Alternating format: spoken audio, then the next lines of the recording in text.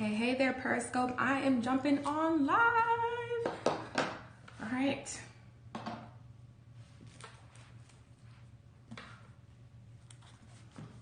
All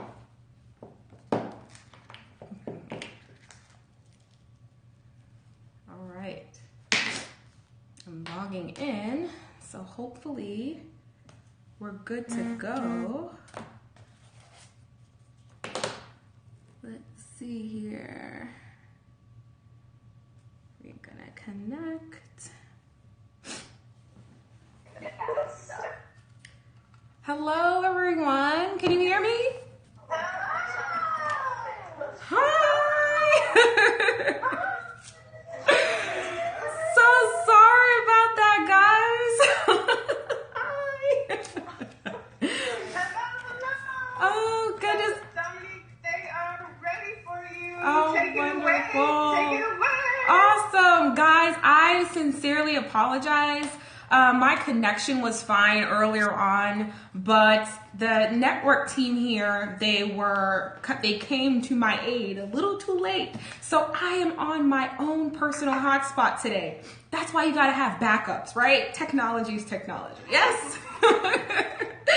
And so did someone say something? No, we're laughing at your joke. Oh, okay. Laughing at my cheesiness. I appreciate you so much. All right, guys. So without further ado, let me pull up my presentation. I really am so excited to join you guys today. Let me just start by saying that thank you guys for your time. Thank you for your attention. I really appreciate that. If you guys have any questions at the end of today, or at the end of my presentation today, feel free to just write them down because we're going to do some Q&A afterwards, and then I'll be able to, answer any questions or go over anything that I didn't get a chance to in the midst of everything. Does that make sense? Yes. Yes. Okay. Awesome. We're like, yes. Oh, perfect. Okay. So. All right. Let me just hold this one back here. So excited. Let's see. Does anyone have any questions just so that I can be mindful of what content I may want to linger on, just so that I'm aware?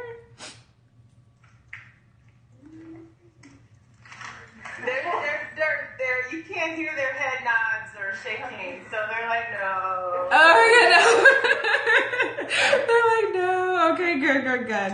I just wanted to make sure because it's going to be great. So giving you guys just an overview today of what our process is like in my company, Dynamik Endeavors, and what we do for our clients. And so it's going to be really cool because I think when I was thinking about the process for today, I thought, what better way to pull together all of the elements that you guys have been learning so far, especially in chapter 7, right, than to bring you guys through our own process as it relates to, clients and how all of these elements kind of work together. Because, and actually, Tyrha, our process has gotten a little bit more refined since after we did your website, which is pretty cool. So you'll be aware of a lot of what I'm talking about, Tyrha, but then there's also some new elements that you're going to be like, that's cool, that's interesting, that's different.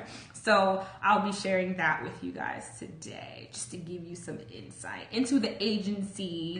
My company is a virtual agency, by the way, and so we run things a little differently because we can. So I'm pulling this up, and hopefully you guys can see that. Can you guys see my presentation? Yay! Wonderful! Good. All right, so we're gonna do this, and I'm gonna go full screen on my end. Can you guys see that? Are we full screen on your end? Yes. Yay! All right, let's get this. Sorry? We don't see you, we just see the screen. All right, well, that's good. So, So I'll be back, I promise. But nonetheless, guys, today we're talking about the power of a profitable and dynamic website. Once again, thank you guys so much for being here. I really, really appreciate it. Let me just make sure. All right, we're good. Are we good? Can you guys see my screen now? No, did it go away? All right. It went away. Hold on. I'll be back. Command T. I think that's what he said. Command T. Let's see here. Boom, boom. Hold on. We don't get this right. Stop sharing. And Acrobat. All right, we're gonna do a stop share, and I'm gonna do it over so it's right. Acrobat. Boom. You guys should see that. Yes. Good, we're rocking. Okay, now, now we can start. Okay, so like I said, it's about the power of a profitable and dynamic website. And why I named it this is because a lot of times, especially in the website design world, there's so much people, or agencies, I guess you can say, getting caught up in just making pretty websites, right? As opposed to creating a work that actually works on the customer's behalf, right? And so that's when we dig into website functionality and implementation from a business and consumer perspective, all of that kind of stuff, because of the fact that as a consumer, if you are creating a website for a client or looking to work with an agency that is creating work for a client, it is important to keep the consumer's goals in mind, right? What is it that they ultimately want from this website? What is it that they ultimately want from the work that's being created, even if it's just designs that you're creating for them, right? And so it is important to keep that in mind, because at the end of the day, they are making an investment with you. They are making a huge investment with you. A lot of times, they're digging into budgets that can be used elsewhere. A lot of times, especially in the entrepreneurial world, they're taking a lot of their investment in and putting it into this work because they know how necessary and how needed it is. And so, given all of that information, going through these necessary steps, especially how we've planned out our company process working with clients in website design, it is paramount for us that we do this in the way that we do it, and our clients appreciate it, right? Especially going through our unique dynamic discovery, which I'm about to jump into. But before I do that, I definitely want to just set the tone for today. Definitely going to do some introductions so you guys can know who is this crazy lady who's coming on my screen right now. And so that I could also tell you about our company, what our dynamic method is. Why in the world do we spell it with a K, right? Why not just say the normal name? Well, that's not any fun, right? That's no fun, right? So we'll be talking a little bit about that. Also, we'll be talking about our process, right, that I touched on before, and why it's so important, right? We're also going to be talking about campaigns and marketing, which really is the hidden element, I guess you can say, that makes a website work, okay? It makes a website work. And so also, like I said, Q&A, guys, okay? So get your pens, get your notepads, get your Evernotes, or whatever you like to use, because it's going to be worth it for you to write down any questions that you may have, okay? So, are we good? Oh, I hear woo. That's good. All right, so guys, this is just a little bit about me. I can go on for days, but clearly we don't have days. We got an hour. So like I said, my name is Dominique Hart. I am a visual branding strategist. I'm also the CEO and founder of, like I said before, Dynamik Endeavors, which is my company, our visual branding company, where we really help our clients to create that dynamic presence online and offline while helping them to create a profitable business in the process. I'm also the creator of the Dynamik method, which is the method that I'm going to be talking about. I'm going to be touching into today, and I'm going to be touching on that today, as well as how it can actually benefit the client in the end. And then Also, I have a 7-year background in advertising and art direction. And so that's including all of my knowledge that I've gained at Temple University. That is my alma mater. I first started off in Virginia State University for my freshman year in graphic design. And then I realized, as much as I'm an artsy-fartsy, I am also a business gal, and I need an industry that is going to mesh both worlds. And that was advertising for me. And so it worked out beautifully. All of my background that I learned at Virginia State in terms of graphic design came in really, really handy coming into the art direction side of advertising, because it really helped to blend all of the elements, of design and concepts and aesthetics and working with different mediums and how they actually work together. It really comes together when you're working with clients and really creating what that look and feel is for an organization. And so I take all of that knowledge. That's actually why I started my company, is because I take all of that advertising knowledge and goodness that I learned even while studying abroad in Japan, that I learned there. I learned advertising and business there as well. I use all of that, right, as a part of the dynamic method that we use in our company. And I see the difference in how we work and how we come up with solutions for clients, especially over the years. It just gets stronger and stronger and stronger. And that's really just exciting for me, because there's nothing better than growing, right? And so, which is the purpose, right? You grow in your bank account, you grow in your mind, you grow in your heart, you grow in your soul, you grow in your processes, right? That's the whole point, right? And so, needless to say, I've had the pleasure of working on advertising campaigns in my background, such as Amtrak, the Marines, the Marriott, even events in Adweek here in New York City. And that was really, really fun. And it was a bit of a risque conversation. So it was mainly about the representation of the LGBT community in advertising. And so at the time, my internship was with Uniworld Group in Brooklyn. They're headquartered in Brooklyn. They also have different locations all throughout the country. I believe internationally now too. But anyway, back to what I was saying. But needless to say, we worked on that, and I worked on the social media strategy end of the event, and that was a joy. And that actually gave me my window into how much I actually knew about social media, and then also how it catered to the overall brand experience. And so that's what really propelled Dynamic Endeavors to start. That's what really propelled everything that I'm about to talk to you about today, and just mixing the beautiful mix of both worlds, I guess you can say. I've also recently, like I said, conducted one of the highest ranking workshops, particularly like this one, more so on the personal branding side at L'Oreal, headquartered in New York City. And so that is just a little synopsis about me, just so you can understand, where is this crazy girl coming from? Who is she? That is a little bit about me. And so enough about me. Let's dig into my company, right?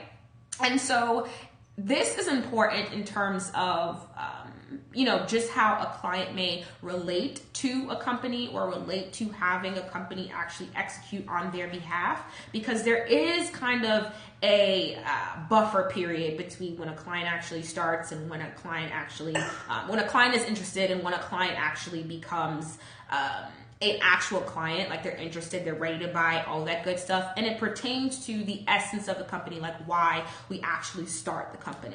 And so, like I said, Dynamic Endeavors is a boutique design agency that transforms brands to achieve accelerated profits and a dynamic presence, right? And so why is that? That's because when clients want work done, they want to know, can I make money from this?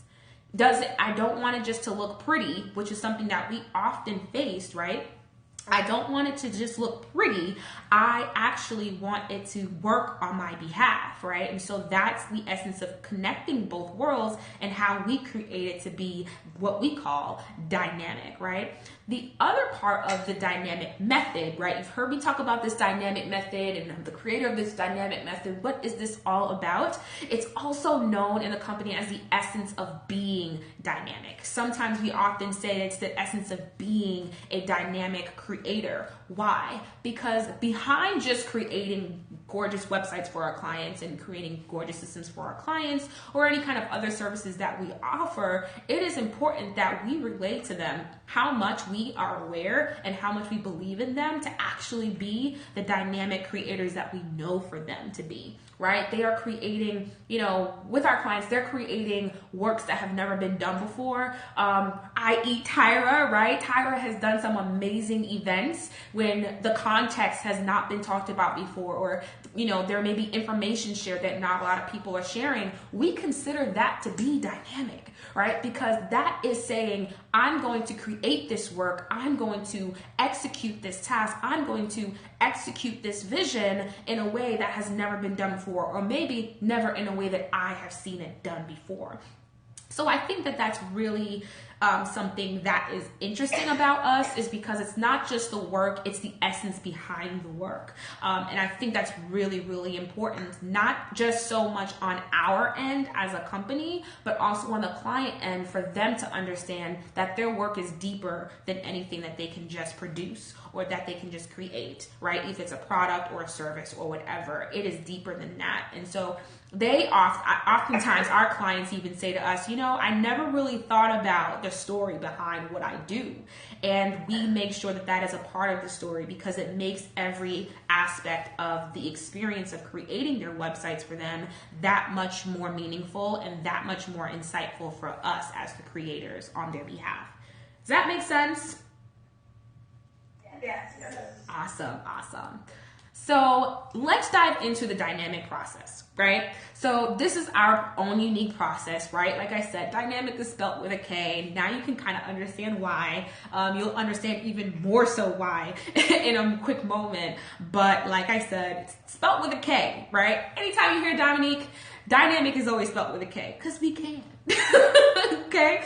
And so phase one, right, is pretty typical. And this is really important. And why I wanted to highlight this phase is because of the fact that, sometimes it goes without saying, but in this terms, I wanted to highlight it because oftentimes, especially in the agency world, or especially in the budding entrepreneur world, people can take the consultation as actually giving away all of their information. And with that, we've controlled that process and refined it so much to the point where it's now a 15-minute consultation. We literally are there. The whole purpose of this phase is to find out, right, what is it that they're struggling with?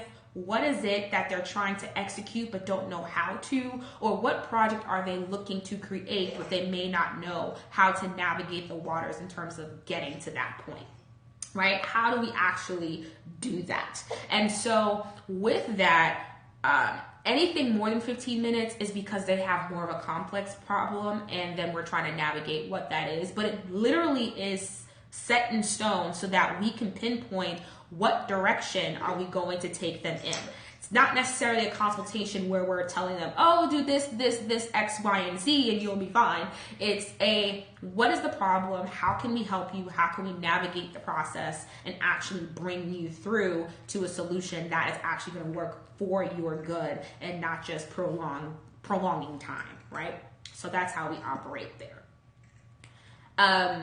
Like I said, I explained all of this, right? This is a 15-minute consultation. We have we gain an idea of their needs, how we can access access how our services can actually help them move their endeavors forward, etc. And then on from this point, which is really, really cool, it's actually my most favorite part that we've actually implemented recently. I would say within the past year, we've actually implemented this, and it is our dynamic discovery. Let me tell you why this is my favorite, okay? Because of the fact that, once their investment has been made, we actually do, it's kind of like a rigorous audit, okay? And so long story short, we basically bring them through a series of meetings where we are uncovering and unpacking, we're unpacking how their project can actually work on their behalf. right? And so we do that through looking at market research. We do that through looking at their competitors, etc. And it's twofold, right? And that's the other essence of being dynamic that we also strive for, is how can our one solution tackle more than one problem at the same time? And that's the essence of being dynamic, just by its definition, right? The act of doing one thing, but simultaneously triggering another, right? And therefore causing this ripple effect of solutions, right? That's the essence of being dynamic for us in terms of solutions and strategy. And that is something that also sets us apart in terms of how we actually do that. But that's the secret sauce. I can't give too much now, can I? Right?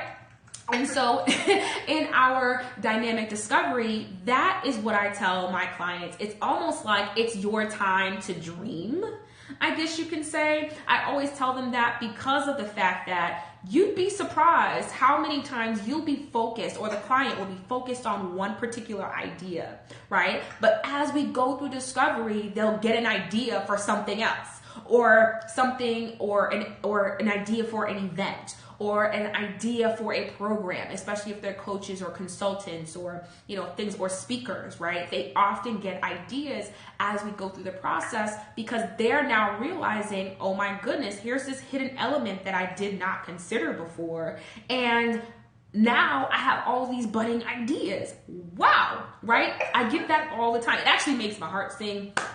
It makes my heart smile, right? Anytime that happens, because that's the whole point, is to bring them through this process to really uncover all of these hidden elements, so that as we're executing their website for them, that we're not leaving a stone unturned, and that we are making sure that it is the most effective website or brand that we can possibly create for them. And in order to do that, you have to go through, what are your values? What are your core audience? Who are you talking to? Who is this website for? How are we planning this? Why did you create this, right? We go through all of these essences. And so we get a lot of questions, what is it like to work with you? What is it like, to be, going through this process? The dynamic discovery is a great in-depth way to see that. And it is a paid investment that we have on our end as well. So people have to pay to go through this process. The beauty about it is they get their money back when we actually credit it towards their project, should they move forward with us. So it's a bit of insurance on our end, because it's a lot of work, right, to bring them through that process. And so we want to make sure that we're at least being compensated in some kind of way for that process, right? And so that's smart, right? That's business and that's art. That's business and that's strategy. And so it all works together, right? Why am I sharing all of these phases with you thus far? Because as you're going through each of the elements that you guys have been learning, right, whether it be wireframes, which we'll be talking about in a moment, or going through, campaigns or processes or content management systems, or, different platforms, or, security and URLs and all this kind of stuff that involves a website, you can't get to that part. You can't even get to the design part unless you know why you're creating this entity in the first place. Unless you know why, you're creating various elements in the first place. And so in any given time, even if you're in an agency or a company, or even, or maybe you guys may want to start your own businesses, right? This part is so crucial to the success of your project, or the client's project, because of the fact that it gives you the insight that you need, or that you should need, to actually execute on their behalf, and so that it is a result that they'll really, really love. Does that make sense so far, guys? Yes. Awesome. So our next phase is the client onboarding phase, and it's really simple. This is really setting the tone for the rest of the project, right? Answering any questions, letting them know what the process is going to be like, letting them know important dates, right? Important information, asking them about any last minute details or anything as a result of going over their proposals. It's really, really insightful for us as well, because of the fact that we get to, make sure that we're both on the same page. That is really important. And you'd be surprised how many times this particular phase for us cuts out a lot of scope creep. Do you guys know what scope creep is? Have you guys covered scope creep? I'm sorry, I couldn't even hear that. I'm sorry. No. Thank you for the clear no. So scope creep, guys, is when you project, right, as a company or as an agency or, as a team, right? You guys are projecting this project that's going to take, based on all of our findings and everything that we've done, this project is going to take, anywhere from about 2 to 3 months, okay? Next thing you know, the client comes up with a new idea, or they come up with a new project that they just got the light bulb just went off at 3 a.m. and I want to talk about it, whoop, whoop, whoop, right? Which is beautiful, it's glorious, right? But if that idea is so grand to the point where it throws off a project, it can cause your project to creep, right? It can cause the scope of what you said that project was going to take, of how long, that project was going to take, and it can actually make it creep, therefore making it more expensive or more of an investment, as I like to say often, for that particular client. Some clients, they're okay with that, right? They have an extra budget for it, and so they are aware of that, or they're willing to make that investment. And then for some, it can be like blinders to them, like, oh my goodness, I thought it was going to take 3 months. Why are you saying that it's going to take longer? And you have to bring them back to the drawing board and say, this is what we planned, and this is going to actually make it a whole lot longer of a project, or even more broader of a project. And so we have to compensate for that, right? And so the client onboarding process helps to eliminate a lot of that, especially after going through dynamic discovery, because of the fact that it helps them to be clear about what's going to happen, what phases are going to happen, and how this project is going to end, so that they're aware, and so that you can always bring them back to this moment so that they can be on board and on target. Because once again, you're dealing with creative people or visionaries or people who are executing at various levels, and so their ideas are going at nonstop, right? And so we want to make sure that we're getting the job done, and that they're getting their visions out there in the world. Okay? So that's the importance of that, right? Kind of goes without saying, but explanations never hurt, right? So this is actually probably my favorite part, and it's the visual branding phase, okay? Notice, I just went through 3 different phases before I got to visual branding and identity. Why? And I touched on this a little bit before, right? But notice that I'm just now talking about branding idea and colors and logos and where all these stuff goes, right? Because of the fact that we take a lot of the information that is uncovered in dynamic discovery as well as the onboarding process, so that our visual identity, which is our designs basically, right? The logos, the colors, stationery, presentation templates, marketing material, all that stuff, it comes from that dynamic discovery process, and exactly how we extract all that information so that we can create various versions, right, for our clients, so that they absolutely love the end result, right? Because here's one thing that is very, very true. We can create beautiful things all day, right? That's our job, right? Here at Dynamic Endeavors, we create beautiful things all day, every day, all day long, okay? But it does not make any sense if they are not good. If the client, right, or maybe you guys or whoever is not going to be able to actually live out what's created after it's done. They're the ones who have to love it. They're the ones who have to eat, breathe, and sleep it, right? They're the ones who have to look at it every day. They're the ones who have to present to other people on their behalfs so that they can gain more clients or gain more customers or gain more of an audience, right? And so it has to be something that they love. How do you know that it's going to be something that they'll love? You have to go through some type of process or consultation process to uncover that information. It makes the rest of the project flow, right? It makes the rest of the project really on point, on target, and eliminating scope creep, right? And so in this process, my team and I, we're already mindful of the phases that are going to come afterwards. And so it's also beneficial for us in this phase, because as we're creating these various logos and finding out what the client likes and what the client didn't like and kind of making those fine tweaks, we're also thinking of various components coming up in the future of the project that is actually going to work out on their behalf. And so it's good to be having like a multitasking kind of a mindset around this stuff, because of the fact that there's so many different parts in the web design process that if you're not aware of all of the different pieces that are connected or that intermingle with or feed off of one another, I should say, it can often, it can often make the project a lot longer, because you're kind of starting over from phase to phase. And so working in this fashion actually speeds things along, because you're picking up information as you go throughout the process to create that end result. Make sense? Cool.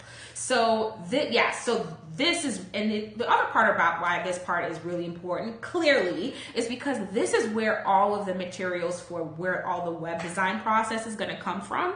And so this is why in our company, it's one of the first processes that a client goes through once they've gotten through, their client onboarding and their dynamic discovery. It's one of the first things that we tackle, because you can't build a website if there's nothing, no content or visual elements to add to it, right? You need visual elements to create a website. You need visual elements in order to know where things are going to go, or why you're placing certain things on a website, right? When we talk about user experience, right? The same thing applies. And so this part is really, really paramount, and we can't do the rest of our project without it. It'll actually make the job harder, a whole lot harder. And so we get to the fun stuff, and this is usually where the clients, like, they light up, because they kind of see what they've been thinking about for so long kind of come to life, I guess you could say. And so they're usually just like, finally we get to the fun stuff, and we're just like, well, we had to get down to the nitty gritty so we can give you the fun stuff, right? So that's where it comes from. And so after that, we go through the architecture or wireframing of a company. And Tyrha, you didn't even know this, but I'm going to show just some of the early wireframes that we did when we were in the process of creating your website. So this could be pretty cool. She's like, oh no. So this is really just really, and wireframing, it's not the most fantastic looking thing. It's kind of like a sketch. You can sketch it on paper. You can sketch it on, InDesign. I particularly am favorable towards InDesign. And so that is just my joy with InDesign. So I usually like to sketch out a lot of my wireframes using InDesign. My team, they like to use Photoshop and sometimes InDesign, but it's up to you, right? Whatever you like or whatever you like to dig into. But nonetheless, it's really just like building the solid foundation of what the website is going to be built on. I guess you can say. So it's kind of the placement in terms of how is this actually going to work, right? How are we actually going to plan this website out so that it is the desired result that the client is looking for. And so we usually go back based on what we've uncovered in discovery, or what we've uncovered at the time, at the beginning of our company, our consultations, and we pull a lot from that information, depending on, how many pages are they going to need, what is each page for, why do they need it, what are the most important aspects of the of this certain page that we're wireframing at the moment, right? So that we can make sure that it's seen first and that all of the other elements are secondary or third on that page, right? What is the best way for people to navigate? A lot of user experience comes into wireframing. And then as you build upon that, you begin to see the clarity of the vision that you've initially sketched out. So we go into this a lot. We actually, depending on the project, sometimes we're already wireframing as we're going through the visual branding phase as well. So that's pretty cool too. We are also looking at the next phase, which I'm going to dig into. But before I do that, this is one of the early wireframes that we had for Tyrha. I know this is like bringing back memories for you, Tyrha. so needless to say, right, a lot of times, you know, with your wireframes, if you guys haven't covered it already, sometimes you can use an X, a grayed out X, right, as a placeholder. In wireframes, you use a lot of placeholders, right? Maybe you might have content, for example, the photo that you see there is not the photo that's on the website. It's literally just to showcase to the client, here's what we're thinking in terms of mapping out what your website will actually be. Here's where we're thinking that this certain element should be placed in order to be the most effective, right? And then also, you know, what are the various elements on the page? Where are they? Why are they there? And going through all of those dedicated placeholders, right? Another aspect of wireframes that is often used is lorem ipsum. Have you guys heard of lorem ipsum before? No. Okay, so lorem ipsum is just, I forget if it's Greek or Latin. I want to say it's Latin, but it's just a whole bunch of mumble-jumbled words. It's just a whole bunch of mumble-jumbled words just to give you an illusion of text. It's a placeholder for actual text. And so that is often used a lot in wireframes as well. It kind of plays a beautiful trick on the eyes for the client, because a lot of times that work is not created yet, right? That content is not created yet because they haven't worked with our copywriters yet, or they're in the process of developing their own copy if they should choose to do so. And so needless to say, doesn't mean that you can't see what it might look like, right? And so we use lorem ipsum. Same thing in advertising. We use wireframes like this even for developing apps or developing campaigns. Even for ad campaigns, we use placeholders like, you know, stock images, right? We'll just download the actual stock images with the overlay on top of it, because it's just a placeholder and giving the client a vision into what we're thinking in our minds, right? Because we're the creatives, right? So we kind of know what we kind of want to do, but the client may not be as creative as we are. And so we have to take that into account and making it clear as possible, right? Without, you know, leading them on, I guess you can say, but really making it clear for them to say, here's a vision of where we're going. Here's a vision of what we're thinking. What are your thoughts?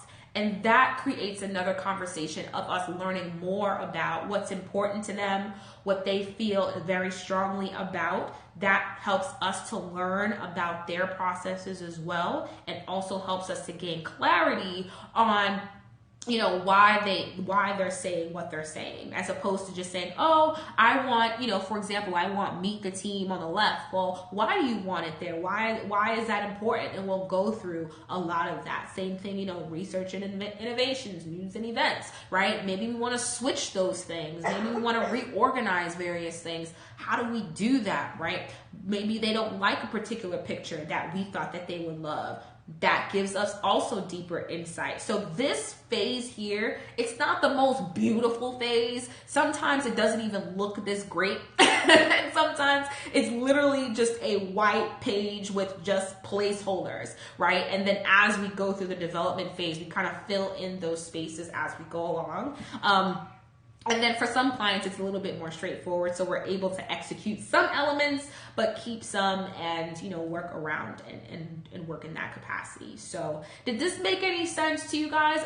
Here's another later version, like I told you, like, right? So let me break this down. So remember I talked about in the earlier phases, sometimes it doesn't even look this great. And then you have, you know, just boxes and placeholders everywhere. Well, and then as you go through the development process, you kind of fill in the blanks a little bit. So this is what we did, and this is another gradual process. So I don't know if you can see the differences about what changed between the first version and the second version, but can anyone tell me, and I'm just going to flip back and forth between what you may see that's actually different really quickly.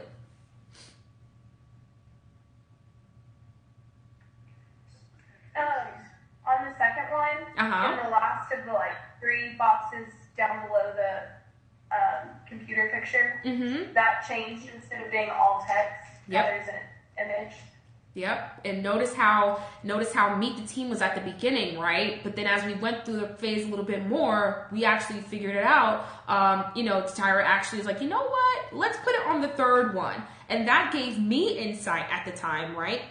That gave me insight to know what elements were important to her. So at first, right, upon discovery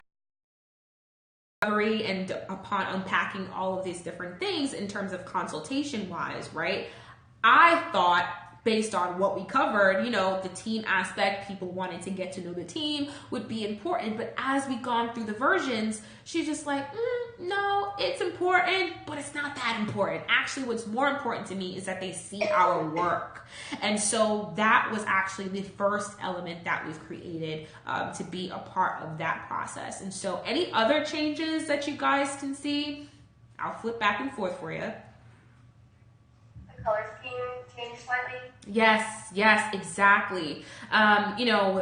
When we first initially started, these were complementary colors to that particular orange. I don't know, Tyrha, if you remember that initial conversation when I talked, I said, what do you feel? How do you feel about orange? If you can imagine what that conversation was like, she'd be like, but luckily, right, she was already kind of thinking about it, but never really put a look to it, I guess you could say.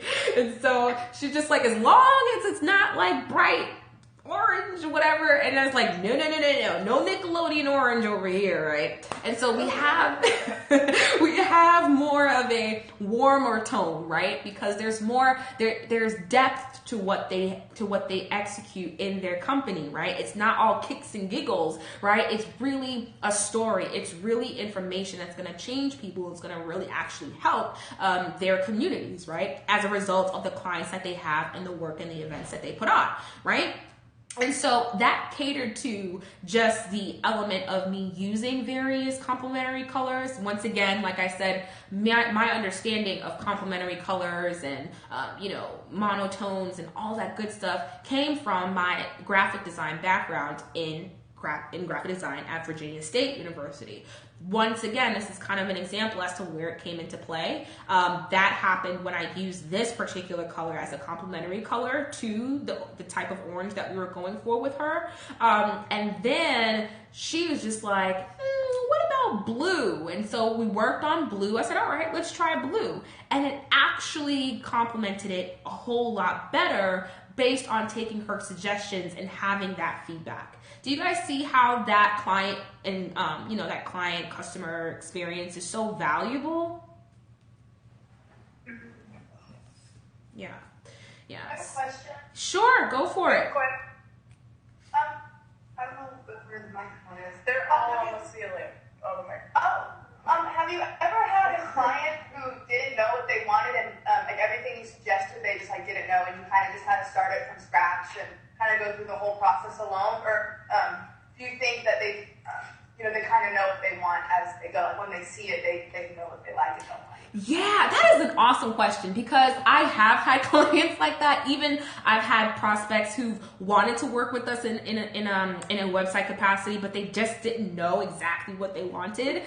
This is actually where the dynamic discovery process just comes into just such more of a value asset in our company, because anytime that I get a client like that, usually discovery is the most valuable for them, because I get to pull more information out of them and work on them in certain activities to actually get them towards giving up some kind of insight that is actually going to help us to create on their behalf. And when I say create on their behalf, when we get to the visual branding phase, in our company, what often happens is we'll create more than one version of a visual brand that we envision for them based on our discovery with them, right? And so that's when I say it's a mix of both, this is where it comes in, because sometimes they'll start out not knowing, and as we go through it, you'll find out that they know more than they actually think they do, but they just needed help actually bringing out what the words are or what that insight is. And so dynamic discovery works in that capacity.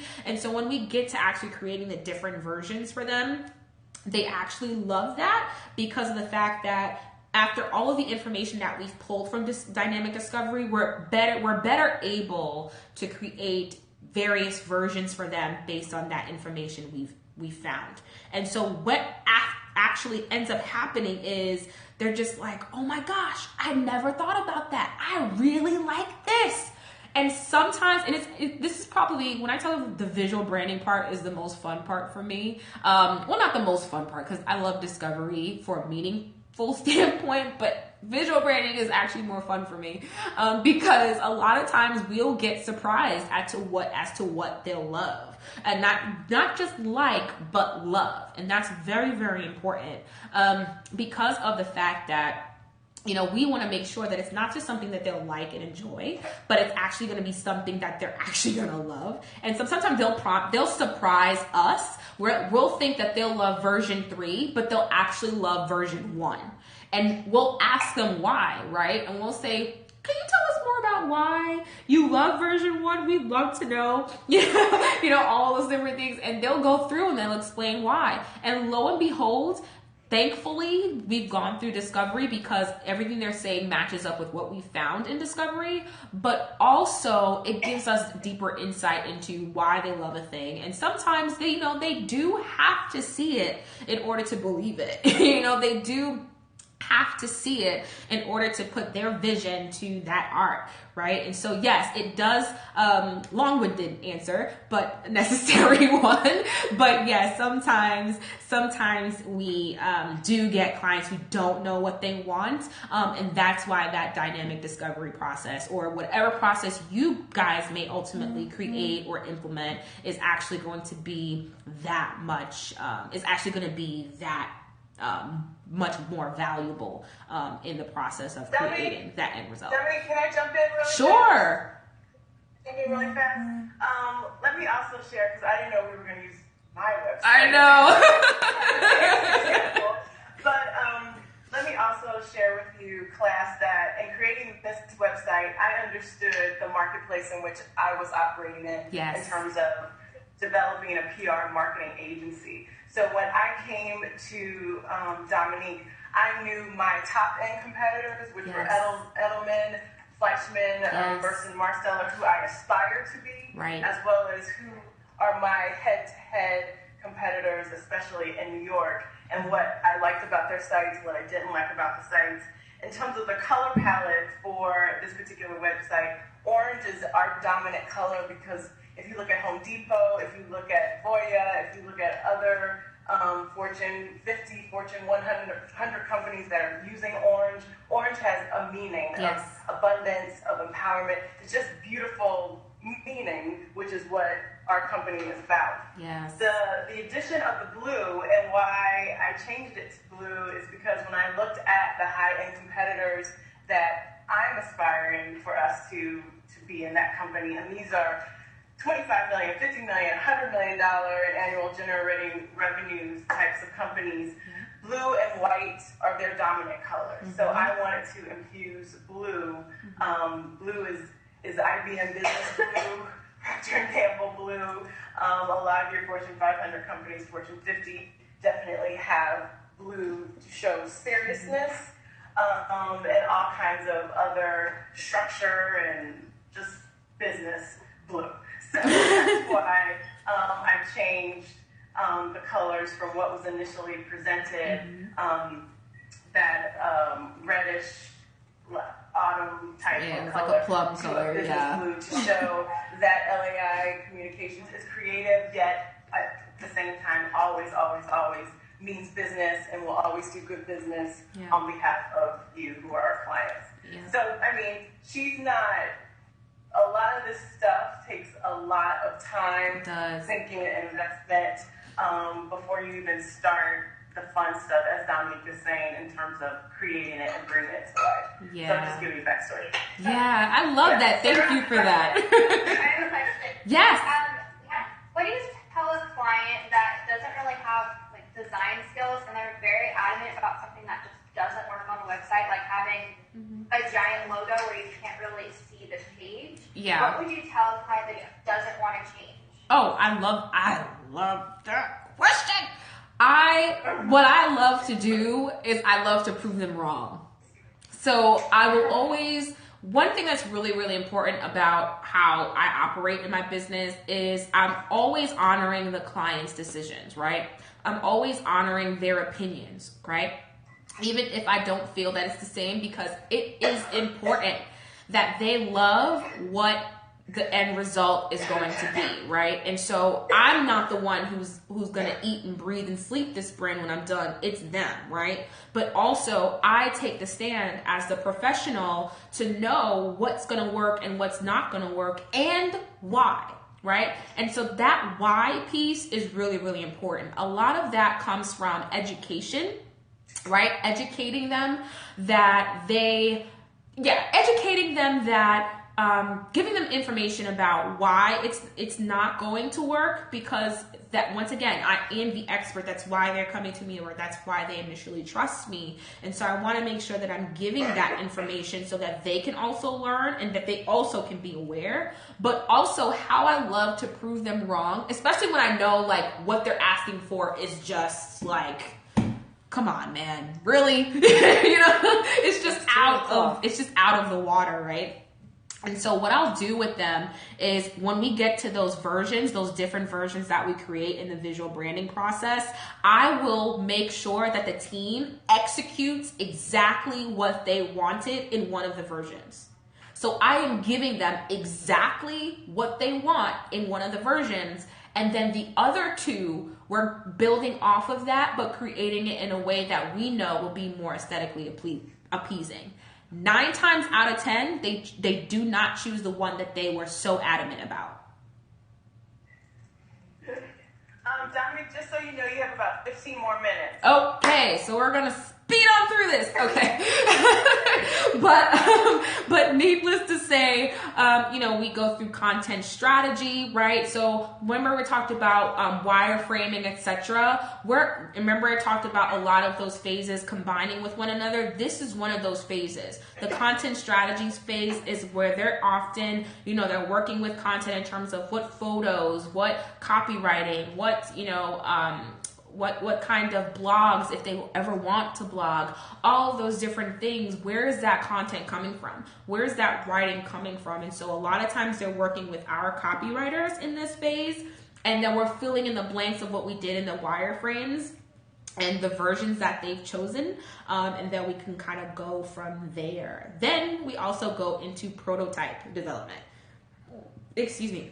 And so this is when we actually go into the website design and what their website will actually look like, giving them, remember I talked about those versions that we present them with, right? This is that phase, right? We're developing what those mock-ups are. We're developing what those potential strategies could be, and actually using the visual branding elements together so that they can actually see what this website could possibly look like, right?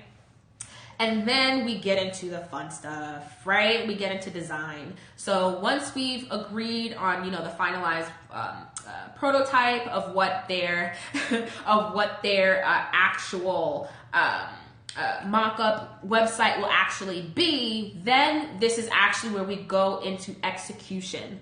Why we do this at this particular point is so that we make sure that the client signs off on the one that they love the most, the version, the mock-up that they love the most, and that we can actually begin designing what they actually love. and building upon what they actually love. So that way we're not bringing them work that they did not like or that they did not choose or that they may feel blindsided about. And so that's really, really important. And that's why we have this particular phase here as opposed to maybe the first or the second or the third that you would normally think.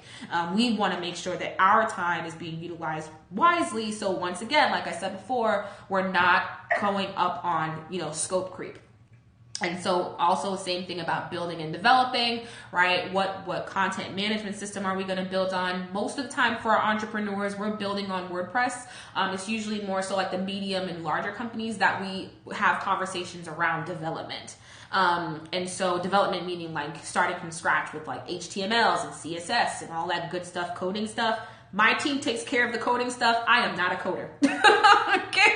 I'm just saying it right now. I'm not a coder, but I am more on the visual and strategy end of things. And then at the end, we go live and measure, right? This is the part where this can actually make or break a client coming back or being a continuous client of yours, because actually once we go live, we actually measure how well things are actually working, right? We'll go through a final launch checklist, make sure that we have everything in order, make sure that we didn't forget anything. And we're also measuring what the response is from visitors who are now using the site. We'll actually look at, okay, what pages are they loving the most? What pages are they gravitating towards the most? Is there anything that we may need to switch or change or update? We focus on that. And so as a result of that, what makes our company unique is because we actually have warranty, right, that we have with our clients. And that's basically